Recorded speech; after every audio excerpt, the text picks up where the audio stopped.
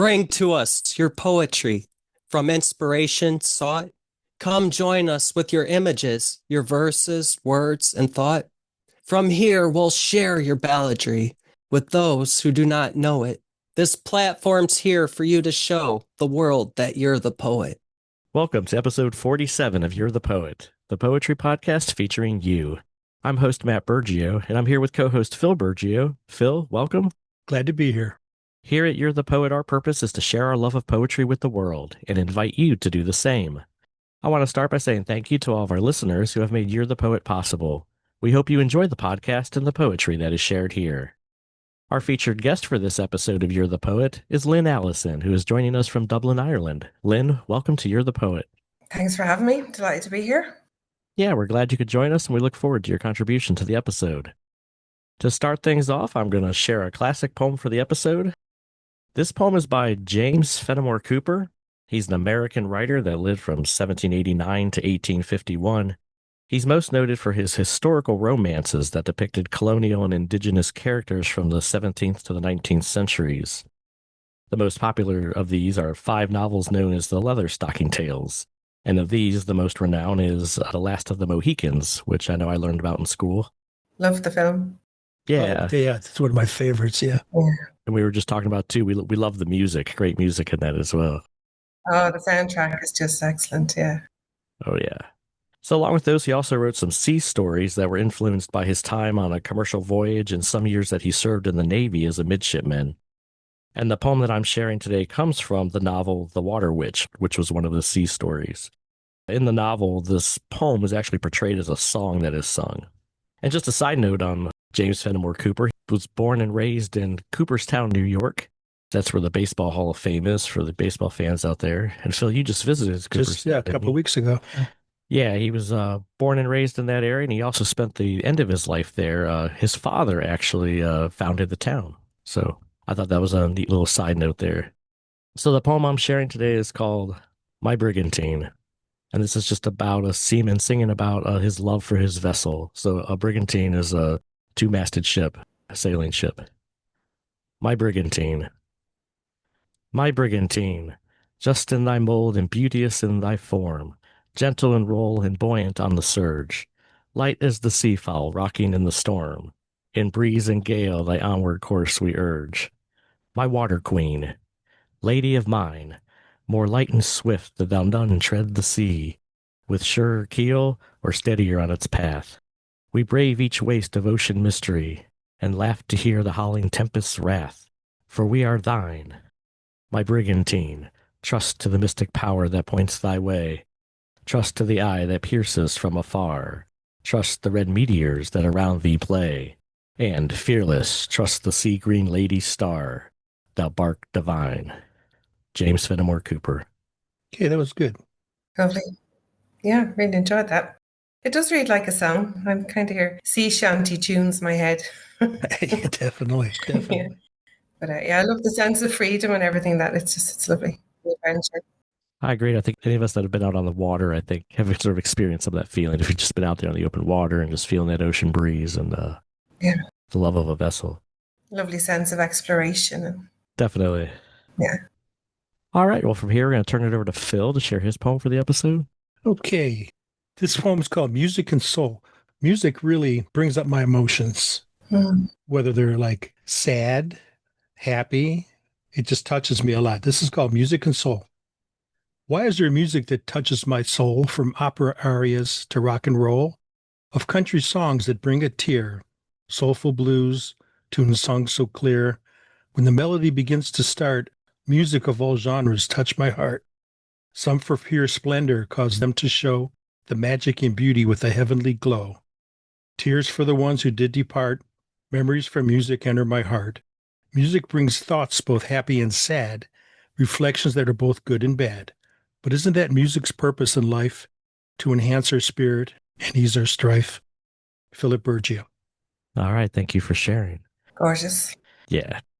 Yeah, I've written a couple as well related to music. I just love music and I've often been inspired to write just by listening to music. There's definitely a power in music, definitely a healing power in music. Yeah. I have a music background, actually. My education is actually in music education. I've always been a firm believer of the power of music and what it can do for people. Okay. Just like poetry, sort of like in the healing of the soul and things like that. Yeah, definitely.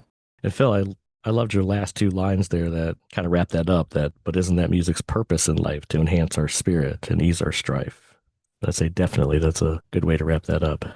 Thank you. All right, from here, I'm going to share a poem for the episode. This is just another one of my poems. I always joke that I'm trying to propagate the form to get the form out there. This little form I created, a little 3-stanza poem where the first stanza and the third stanza, their lines kind of repeat in reverse order. But this is a poem that I wrote for my wife in honor of her beautiful eyes. This is called Ocean Eyes. Within those pretty ocean eyes, I see a love in blues and grays, reflecting both the seas and skies. They shimmer with the sun's bright rays. Your pupils, like an island gaze, are sometimes narrow, sometimes wide. They ebb and flow your heart's own tide, revealing deep your inner ways. They shimmer with the sun's bright rays, reflecting both the seas and skies. I see a love in blues and grays within those pretty ocean eyes. Matthew Burgio. That's gorgeous. You're such a romantic. Very romantic. I wonder where you get that from. Thank you. Did she enjoy it? Yeah, she did. Yeah. That's the true test. As she told me once, what girl doesn't like to receive poetry? Yeah, that's very true. Just a simple poem there, but The eyes are a great one as well yeah. for poems, aren't they? There, Mm. windows to the soul and everything. So Right. Ah, I'm sure there isn't a poet out there that hasn't written one about eyes. yeah, I agree. There's definitely a lot you can say there about the eyes. Like you said, the windows to the soul and such. Yeah. All right. Well, from here, we're going to turn it over to our guest portion of the episode. Lynn, you're the poet. Show us what you've got.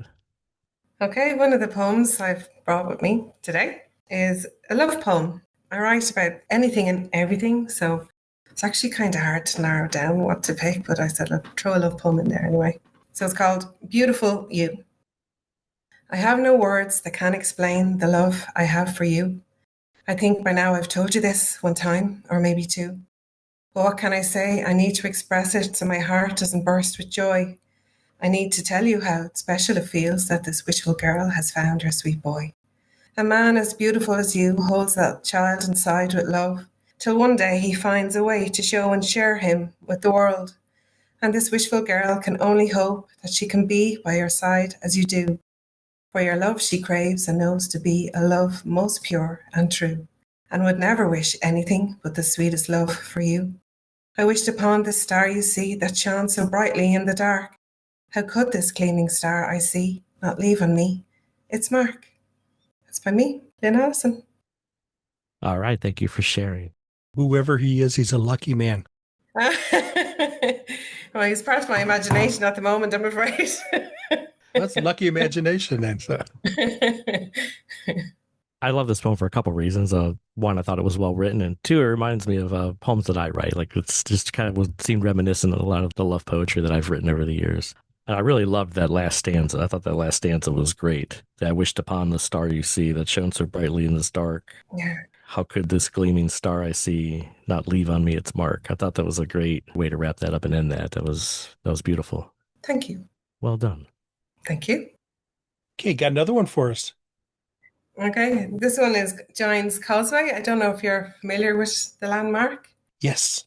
It's the north. Yes, definitely. Yeah, the north of Ireland. And as a legend, do you know what the legend? The Giants? The Giants made steps or something like that. Yeah, Irish giant, Finn McCool. He built it. Finn McCool. Yeah, okay. I've read about him. Yeah, it's a cool name, isn't it? It is. He built it because he wanted to basically fight a Scottish giant, whose name eludes me now. So he built the Causeway. But of course, he got over there and realised that this giant is much bigger than I am. So he ran back across. But of course, they were always kind of bragging about who's the better, who's the stronger giant. So the Scottish giant decided he'd come across to fight Finn in Ireland.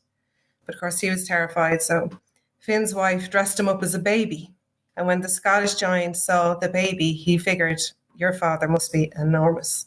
So he ran back to Scotland and decided, I'm not going to fight you, and destroyed the Causeway as he went across. So Finn couldn't make it back and fight him. Ah, good story.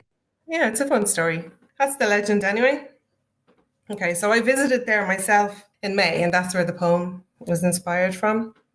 Giant's Causeway, Reflection.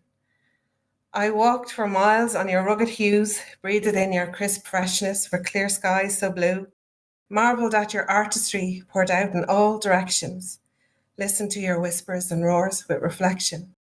I have spent my lifetime fighting the hustle and bustle of city lights, congested streets, cold grey concrete under my feet, forgetting just how stunning you truly are, my homeland, so green, so bold, spirited with many flecks of gold.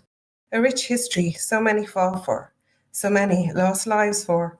Yet here I stand now at its pinnacle, in awe at your splendour mystical, a salubrious spectacle etched forever in my mind.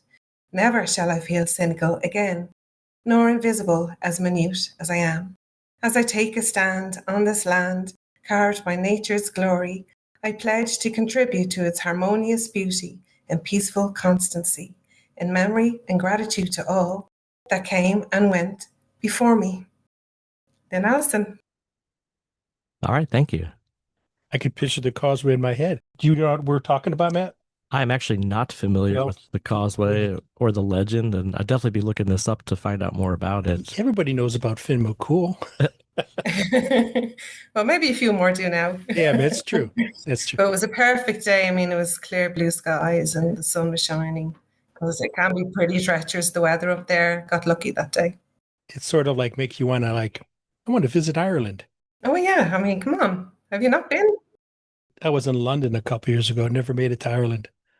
So many people do that and they don't come across. One of these days. And we're like less than 15 minutes on the plane. Make me feel guilty now. But saying that, I've never been to America, so. I feel guilty about not going to Sicily when I was over there. Yeah. I just love this reflection overall. I like how you made the comment of, spending your lifetime sort of in the hustle and bustle of everything and appreciating kind of being out there and experiencing what your land has to offer. Right. And I think a lot of us can relate to that. We get caught up in the everyday life that sometimes you need to take that moment and, step into the silence, step out there in nature. Yeah. And kind of breathe in. Just take a breath, isn't it? Right. Breath of open air. Yeah. A few weeks ago, a friend of mine, we went on a road trip to Maine. Okay. And we tried to stay off the interstates to drive through the small New England towns and to the mountains and the countryside. And that's a whole lot better way to travel. Stay out of the cities, stay off the big highways. Yeah. Well, the road trip known over here would be the Wild Atlantic Way over the west of Ireland. And it's something I've yet to do, but it's stunning. It's absolutely stunning. I could imagine.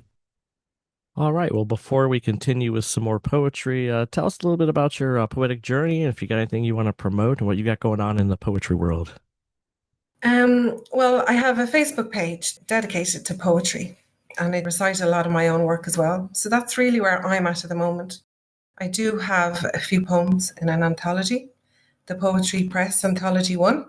Mm-hmm. They're also a Facebook group. So that's all I have published at the minute as well. But yeah, my primary focus is with Facebook at the minute. What is your Facebook page called? It's just under my name. It's just Lynne Alison. Oh, okay. That'll work. Yeah, nice and easy. Yeah, we'll definitely share a link to some of those things, both the Facebook page and the anthology, so people can find that. Yeah. Tell us a little bit about your poetic journey, how long you've been writing, or what inspired you to start writing. I wrote a little as a teenager, and then I just, life took over, family and rearing children and everything. And I only got back into it a couple of years ago, really, because of the breakdown of my marriage. Mm-hmm.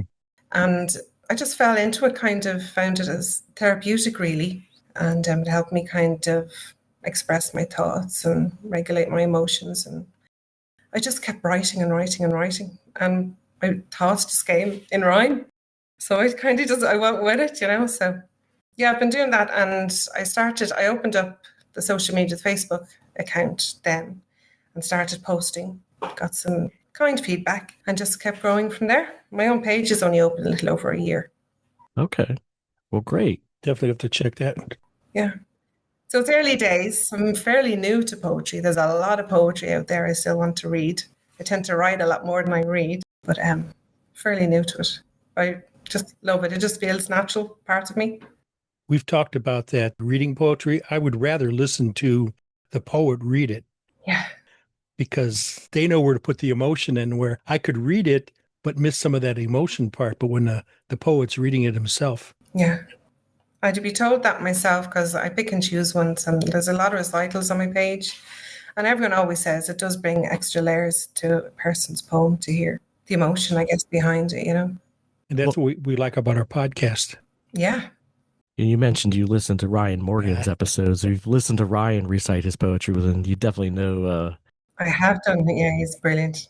There's no way my brain would bring it to life like he brings his poetry to life. I don't know. I think everyone, if you can write it, you can recite it. That's what I say. You can. The beauty about poetry, too, you're saying there's a lot of poetry out there that you want to explore, is that there's so much out there, you'll never be able to explore it all. So it's something you could do for the rest of your life, which is great. Yeah. I quite happily just live off poetry for the rest of my life. Me too. I wish I could. People ask me what my occupation is. I tell them I'm a poet. Yeah, me too. I've retired and I'm a poet. Lovely. Nice. I found too, like on YouTube, they have videos of like the old, like Robert Frost reading his own poems and some of the earlier poets reading their own poems. And it's really interesting to hear. Yeah. And I watched some contemporary, kind of like very fresh, and they're just outstanding. Outstanding spoken word. A lot of them do it by heart, which I could never do. I don't know how they do it.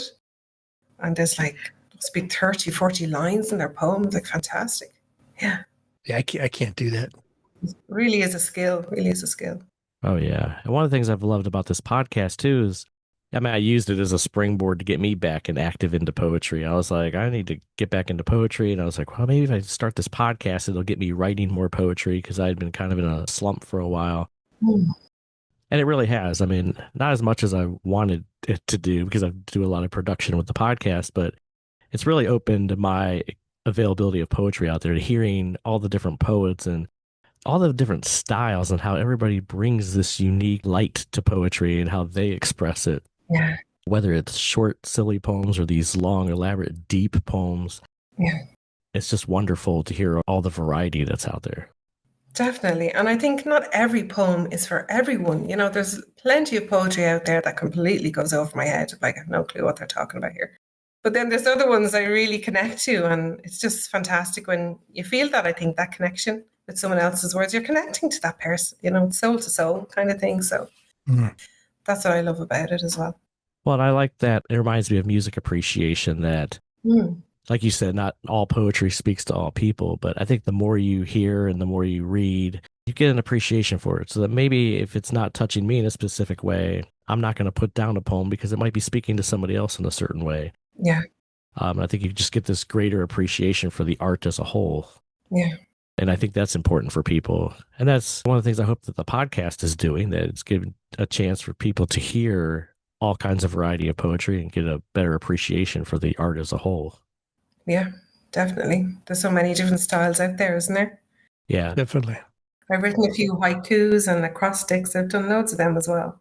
Yeah, I do like acrostics and haikus. Which I would love to share all of these with you, but I can only pick a few. So we have to get on your Facebook page. Lynne, give us another poem. Okay. This one is, I wrote this kind of hoping it might feel a little empowering to the reader and kind of going off my own journey as well. So the path. A warm glow I can see up ahead, yet I dread what is to come, beckoning me with its inviting haze, a haze that is feared by some. I want to meet it, greet it with all of my might, before its warmth is lost and enveloped by the night. This moment, as it now presents, will pass as quickly as it has arrived. The time has come to take this chance, adapt is to survive. I can feel the heat against my face as I meet it with caution and fear, but as I move closer and closer, this path becomes more clear. The time is now, don't dare look back, don't dare lose sight, don't wander off this track. Take that next step, or better still, a giant leap, and feel its thrill. The universe is calling, guiding you to pastures greener. No longer just a student of life, but about to become its teacher. It's by me, Lynne Alison. All right. Thank you for sharing. Okay. I enjoyed that. I love the accent too. I'm not being patronized or anything, but for some reason, the Irish accent in poetry and the Welsh accent in poetry, to me, those are the two best. Mm. Our Midwestern accent is so flat. Or maybe you're just listening to them all the time. Yeah. I would certainly wouldn't say it's flat. I've heard that there's a lot of lovely American accents out there. But yeah, the Irish one is definitely, I think it's working to my advantage. It's definitely proving popular. Ah, good. Yeah. That's good. Oh, yeah. But great poem here and very inspiring. Like you said, I think people can use that as some inspiration. When you come to that fork in the road, Yeah. it can be scary to make that leap and make change.